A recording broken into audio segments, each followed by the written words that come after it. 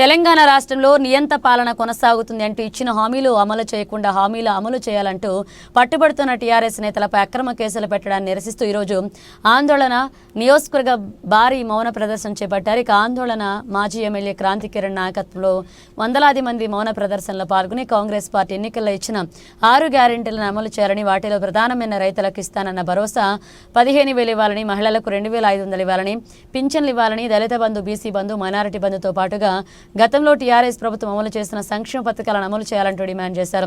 వీటిని అమలు చేయాలంటూ ప్రభుత్వంలో పోరాడుతున్న టీఆర్ఎస్ నాయకుల మీద, టీఆర్ఎస్ పార్టీ అగ్రనాయకత్వం మీద తప్పుడు కేసులు బనాయించి అరెస్టులకు ప్రయత్నిస్తున్నారంటూ జోగిపేటలోని అంబేద్కర్ విగ్రహం వరకు మౌన ప్రదర్శన చేపట్టారు.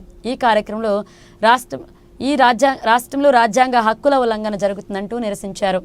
కాంగ్రెస్ పార్టీ అనుసరిస్తున్న నియంతృత్వ విధానాలకు నిరసనగా అధికారంలోకి ప్రజాపాలన అని చెప్పి ప్రజలు ఏం కోరుకుంటున్నారో అదే పాలిస్తామని చెప్పి అధికారంలోకి వచ్చిండ్రు. కాంగ్రెస్ పార్టీ నుంచి రేవంత్ రెడ్డి గారు రాజ్యాంగాన్ని అమలు చేస్తామని చెప్పి రాజ్యాంగ బుక్కును చేతిలో పట్టుకొని తిరిగిండ్రు. ప్రతి ఇంటింటికి రాజ్యాంగ బుక్కును సరఫరా చేశారు.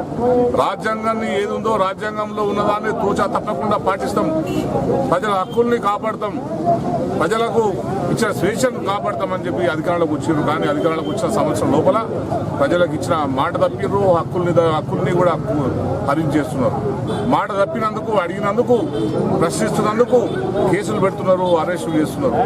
నియోజకవర్గంలో ప్రతి పోలీస్ స్టేషన్లో దాదాపు ప్రతి పోలీస్ స్టేషన్లో కూడా బీఆర్ఎస్ కార్యకర్త మీద ఒక్కొక్క పోలీస్ స్టేషన్లో 5 కేసులు ప్రతి పోలీస్ స్టేషన్లో ఈ సంవత్సర కాలంలో అక్రమ కేసులు నమోదైనాయి. అనేక మంది నాయకులను పోలీస్ స్టేషన్లకు పిలుచుకొని బెదిరింపులకు గురి చేస్తున్నారు. కింది స్థాయిలో ఇట్లా ఉంటే పైన ఉన్న మా పార్టీ నాయకులు కేటీఆర్ గారి మీద, హరీష్ రావు గారి మీద, కవిత గారి మీద అక్రమ కేసులు పెట్టి వేధిస్తున్నారు. ఎవరు ప్రశ్నించొద్దు ఈ ప్రభుత్వాన్ని, మీరు చేస్తున్న తప్పు, మీరు ఇచ్చిన హామీని నిలబెట్టుకోండి అని అడుగుతున్నందుకు ఇప్పుడు కేటీఆర్ గారి మీద తప్పుడు కేసు పెట్టి అరెస్ట్ చేసే ప్రయత్నం చేస్తున్నారు.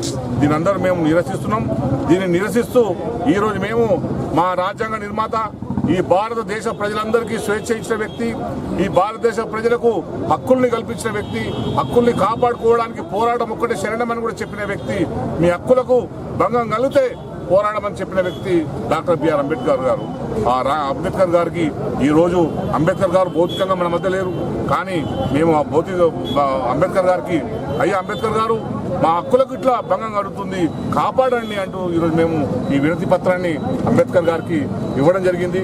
అంబేద్కర్ గారు చనిపోయినని కూడా మేము అంబేద్కర్ గారు బతుకుండానే మేము భావిస్తాం.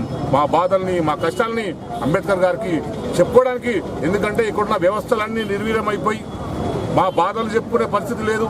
మా కష్టాలని ఇది తీర్చండి అని చెప్పి పలానా కోర్టుకు పోతే కోర్టును కూడా న్యాయం చేసే పరిస్థితి లేదు. అన్నింటిని కూడా మీ గుప్పిట్లో పెట్టుకొని, వ్యవస్థలన్నింటినీ కూడా గుప్పిట్లో పెట్టుకొని ఇప్పుడు పాలన సాగిస్తుంది ఈ ప్రభుత్వం. అందుకే డాక్టర్ అంబేద్కర్ గారు మాకు న్యాయం చేయండి అని చెప్పి, అయ్యా అంబేద్కర్ మా హక్కులు ప్రసాదించిన రాజ్యాంగ నిర్మాత, మా రాష్ట్రంలో జరుగుతున్న హక్కుల హననాన్ని, హక్కులు కోల్పోతున్న విషయాన్ని మీ దృష్టికి తీసుకొద్దామని ఈ పత్రాన్ని మీ